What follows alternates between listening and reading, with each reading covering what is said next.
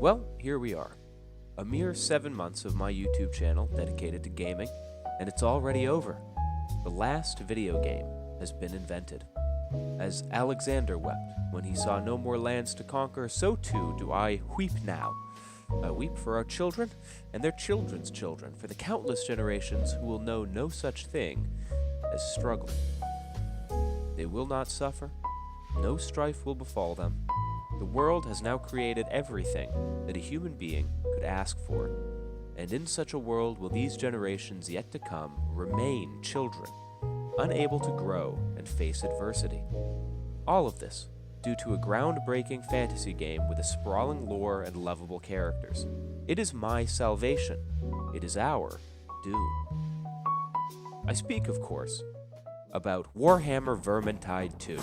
Released in 2018 by Fat Shark Studios and based on the world of Games Workshop's Warhammer, this team-based gorefest pits a motley crew of heroes against the hordes of rats living under your city. They're under Usingen, they're under Ubersreich, and you'd better believe they're under you. As a resident of 8 Mile, I find myself... No. Do not misdirect them, B-Man. The people did not ask for a jester. Gamers come to you for that which they cannot obtain themselves. Some pussy and a blunt on a Tuesday evening? And also insight, sense in a nonsensical world. Meet them not with deflection. Tell them of the glory, the ecstasy. Tell them about...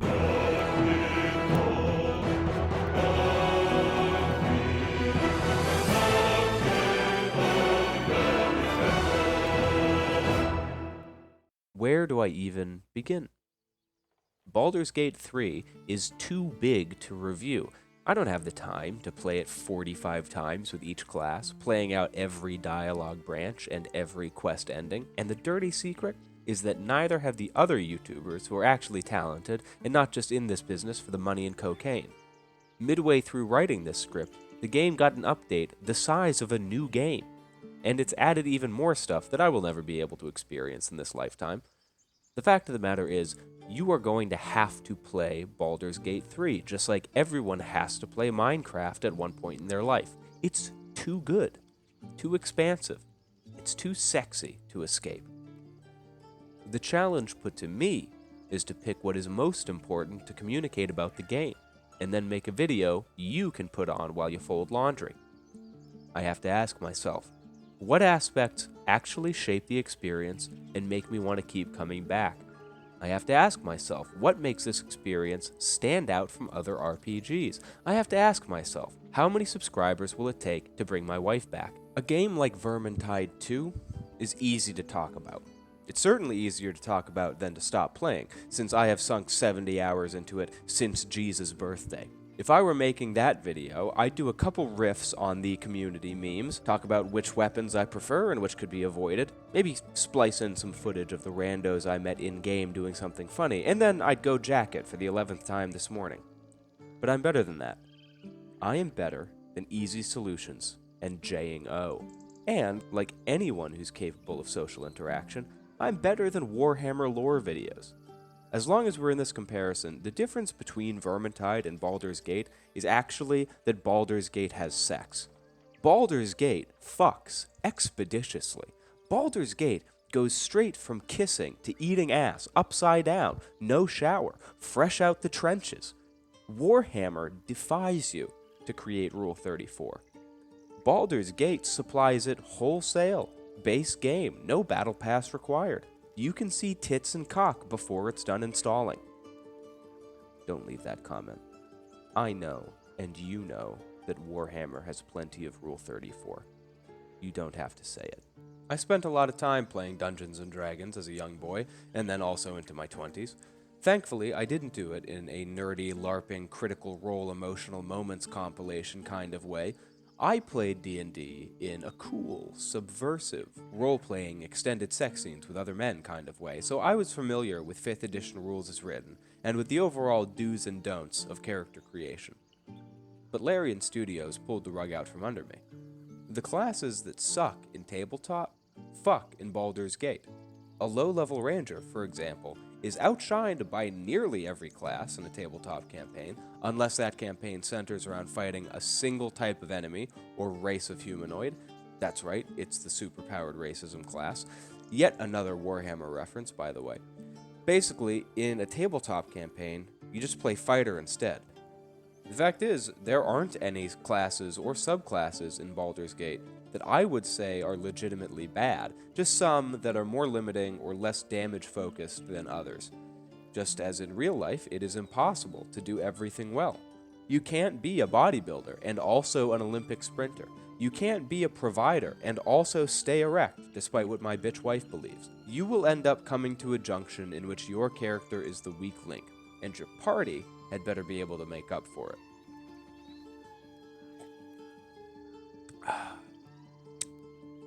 Just a quick sip.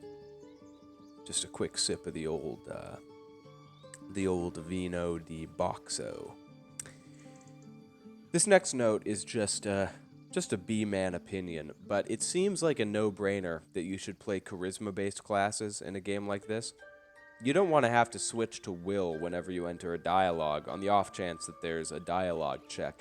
And between Paladin, Sorcerer, Warlock, and Bard, you can fill any role in the party while being the party face. But speaking generally about Baldur's Gate will only take us so far. I can't get deep into the analysis that you expect from me, nor the quality of meme that I've come to expect from myself, if I don't make this video personal to my experience. So far, I have 2 ongoing playthroughs, and 3 that I started with friends and that fizzled out in Act 1 because we were too busy with our solo playthroughs, and because we kept killing each other in camp.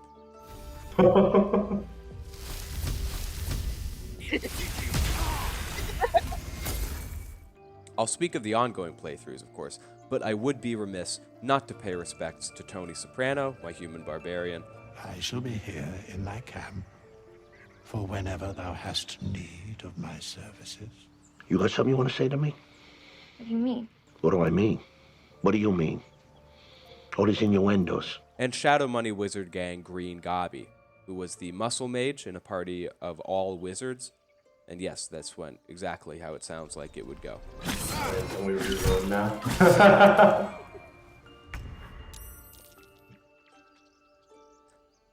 Some say Act 1 begins when you awaken in the Nautiloid. Real Indecisive Gang gamers know that the first 8 hours of your gameplay actually take place in character creation. Expect this to be the most emotionally draining part of your playthrough. You want to pick something perfect that won't lock you into a playstyle, but also doesn't lock you out of anything. But you also want to fuck the character you're creating. Though I split the difference. My first character was a Githyanki warlock of the Great Old One. I Doctor Stranged his ass up with a little beard, tried to get him looking less crackhead Grinch and more cocaine Grinch. I went with Penis C, though I understand the merits of Penises B and A. I felt that Penis C fit the role-playing elements I was looking for. It carried kind of a joie de vivre that the other groinal accoutrements lacked. Now, if you put a gun to my head and said it's between Penis A and Vulva B, well, now we're getting into a real trolley problem. And I could sit down and tell you, what's that? The screen has been completely blurred for the past 20 seconds. Anyway, I made his hair a little gray, too. If you are playing for the first time, do not look up a build to use. You will get your ass kicked on normal mode until you're about level 4, no matter what you go with. Moreover, that is what makes the game fun in the early hours, is figuring out how to beat very mismatched odds. But here are some things that you should take into consideration before picking. Classes with spell slots or resources that reset on long rests, they're going to drag in the early game pretty hard. My Bard character has very little in his arsenal when he runs out of his 3 slots, and I need to go take a big nap to get it back. Using one of those on Atasha's Hideous Laughter that the enemy saves against is a real kick in my Penis C. My Warlock can just take a quick breather and get right back into spellcasting.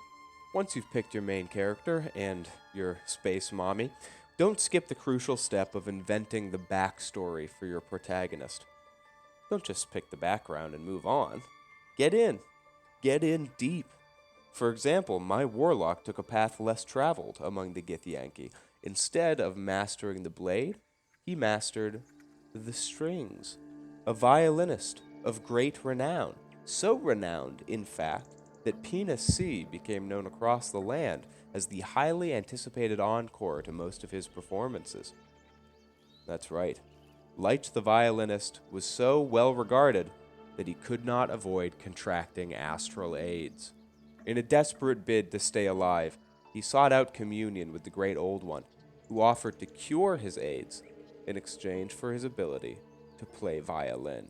My personal objective during the story was to gain enough levels to regain my ability to play. I was unaware that you could pick up this ability within the first 10 minutes of the game, so if I were you, maybe I'd pick something else. Now, I wanted to experience my first playthrough raw, so I did not film most of my progress. However, in case you're interested, here are the bullet points. I met a horny druid. But you remind me of a guy that's good at fucking. I love it. Fucking and sucking. Got horny at a vampire. You got for 100 mil. I'm sucking it. Shaquille. Damn, let me get my shit off her. Damn! Turned down a wizard. Hit on Shadowheart. Got propositioned by Lae'zel. I smell your moisture. Got my hole turned out by Lae'zel. Decided to stick with Shadowheart instead. Oh, what's that? You wanted to know the plot? I think I just told it to you. So I started a second playthrough. This time, I felt that I had an unfair advantage on the game, as I knew the correct choices to make. I decided that this character, having the gift of premonition due to my previous playthrough, would need to have a suitable drawback. So, I made him the Dark Urge. Your head whispers vengeance. You cannot wait to slice your way forth, seeking whatever wrought this tragedy upon you. This background offers the player unforeseen consequences. In exchange, you receive immense power, and a butler who is modeled after J.K. Rowling's most sensitive description of a Jewish person. The Dark Urge offers much appreciated unpredictability to the role. I didn't know that Alfira, the tiefling bard you find at the Druid's Grove, would follow you back to camp, and I was excited to find out where her questline actually... Oh, and she's dead. You would think that the Dark Urge necessitates an evil playthrough. On the contrary, the true joy of the dirge is attempting to be a good person while every fiber of your being draws you in the opposite direction. The death of a child, a timeless tragedy that never grows old. Thankfully, your party members are there to keep you in check. I surround myself with positive people, and it makes me positive in turn. My first playthrough, I hardly ever brought Will and Karlak along, since I always needed another spellcaster, and I fucking hate Will. Now, he's a welcome addition to the team. I disable and debuff our enemies while he blasts them into Baldur's Gate 4. In my first playthrough, I used Lae'zel sparingly because looking at her reminded me of being plundered like an ancient tomb. As Lil Tummy Rumble, I simply decided to remain friends, saving me a campaign of discomfort and a lifetime of therapy. Even without the rest of the game behind it, Act 1 would be my standalone game of the year. The Baldur's Gate experience is playing for 20 hours and then seeing a video about how a guy you attacked 15 hours ago is actually the king of the universe and he blows you in Act 3. Your response to this is not anger. In fact, you're like, oh, good lord, I need to remember this so on my next character I can experience his storyline. For example, have you met the hag yet? Yeah, she circles back around like a herpes flare-up at the end of the game. Remember that little fucker hiding out under the Druid Grove? Well, well, well. Look who's back in the gutter once they hit the big city. But you don't even need these reincorporations to love the plot you get into. Act 1 comes with 2 big boss fights, each of which can be completely avoided. I was feeling like hot shit as my warlock when I beat the Knoll Warlord in the cave, until Minthara and her band of Gringotts bankers TPK'd me and my party twice. Baldur's Gate, shit, I'm getting Baldur just playing it.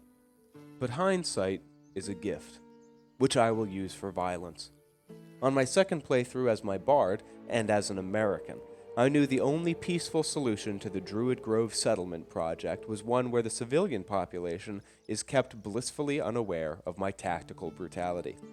I began running a series of black ops into the goblin lair. I hit them at home, where their children slept. It's not my fault they were using the kids as human shields. And don't worry, this may look like I am beating a religious leader to death in front of his flock, but the New York Times will call it a counterintelligence operation. A second thing I allowed myself in my second playthrough was that I would look things up, items I missed on my first way through, maybe some solutions to puzzles that I abandoned the first time or just didn't have the time to get to. I did not look up outcomes to quests, because my principles did not allow me to. If you have not played the game yet, I will not explain the plot in detail. It makes for a boring video, and I'm shooting for... Excuse me, I need to sip my wine.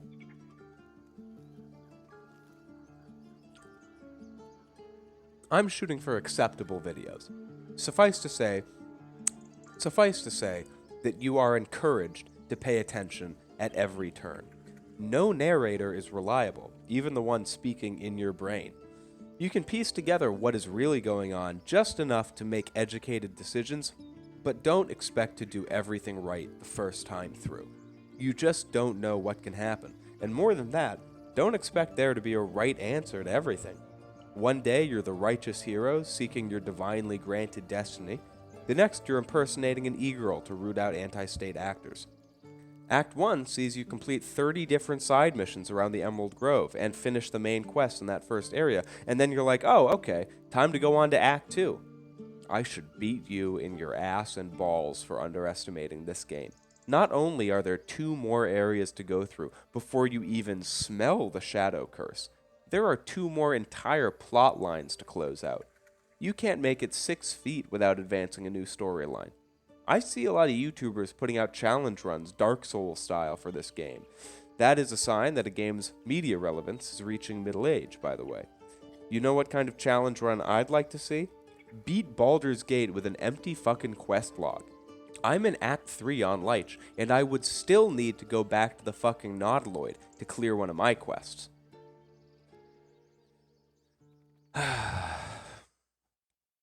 Excuse me, quick sip. Another quick sip for the B-Man. Because I have to say, perhaps it is my own ass and balls that need beating. I said Baldur's Gate 3 was in the middle age of its media relevance. I wrote that a while ago. How wrong can one man be? The Game Awards just happened, and as expected, Larian Studios won nearly every award that they were nominated for. You don't need me to convince you it's Game of the Year anymore. You just need me to Kaisenot Spider-Man 2, Kaisenot Aiden Ross, React Spider-Man 2, Miles Morales, Kaisenot React Aiden Ross. I'm sorry. I'm so sorry. I'm sorry. I just wanted views. Listen, I did not play Spider-Man 2 because, well, woke. Regardless, I'm not going to step into this discourse without having played both games. I'm just very happy that a studio which nearly went bankrupt has now proven itself. Alright, that's not real. I just didn't play it because I'm not 5 years old. I'm just very happy that a studio which nearly went bankrupt has now proven itself once again as a quality producer. There aren't many left in the industry. Bethesda seems to be all out of goodwill. Ubisoft and Activision will probably find a way to make network updates into microtransactions soon. But if Larian can inspire any kind of shift in the industry towards passion and quality, I think even the makers of Spider-Man will be happy. Twitch streamers, however, don't deserve to be happy. As I was saying before, Act 1 has 3 main storylines: Emerald Grove, the Shroom Folk, and the Githyanki Kresh. You can completely miss one of these, and within each one, you can completely miss half the plot line. For a new player, this can be paralyzing, and I do not blame you if you feel intimidated. I definitely did. You don't want to make a decision because you don't want to fuck up any other aspect of the story. The basic fact is you're going to. Better to die accidentally having aggroed the entire goblin camp than live as a coward. But here I go again, describing the plot. Let me take a big step back, because I wouldn't even say that getting into the story is the most intimidating part of the game for new players. Most people are going to get filtered by the basic gameplay mechanics. I have never experienced a game that does inventory management like Larian's games do. Divinity Original Sin 2 prepped me just the slightest bit for how big of a learning curve it would be, but I still made mistakes that I can share with you. First, each party member starts with an alchemy bag and a camp backpack. Do not move these. For some reason, I wanted to start my first playthrough with a clean slate, so I took them out of everyone else's inventories and I sent them to camp. That was stupid. I think that each bag is secretly assigned to a party member, so when I tried to put them back in their inventories, dismissing that party member just sent them right back into my inventory, the bags I mean, because it wasn't their bag. This tip might sound like a man with a hole in his foot telling you to never point a gun at your own foot. It's obvious to you, and congratulations, Einstein, but some of us spent high school consulting the fume gods of the glue realm, and now we have to piece together common sense. Second tip. If two items look like they fit together, combine them in the inventory. There is no special thing needed to do so.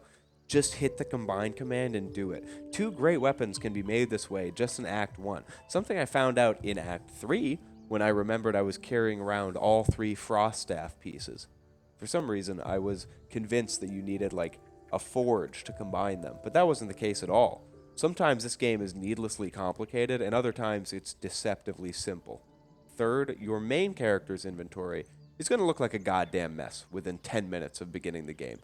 Do not let that spill over to your party members. Pick someone to carry scrolls, or the scroll sack if you're like me.